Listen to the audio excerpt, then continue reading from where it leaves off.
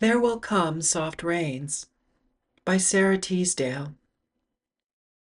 There will come soft rains, and the smell of the ground, and swallows circling with their shimmering sound, and frogs in the pools singing at night, and wild plum-trees in tremulous white.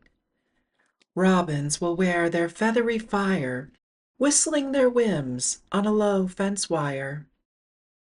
And not one will know of the war, not one will care at last when it is done.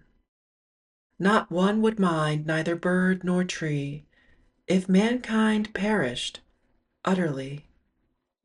And Spring herself, when she woke at dawn, would scarcely know that we were gone.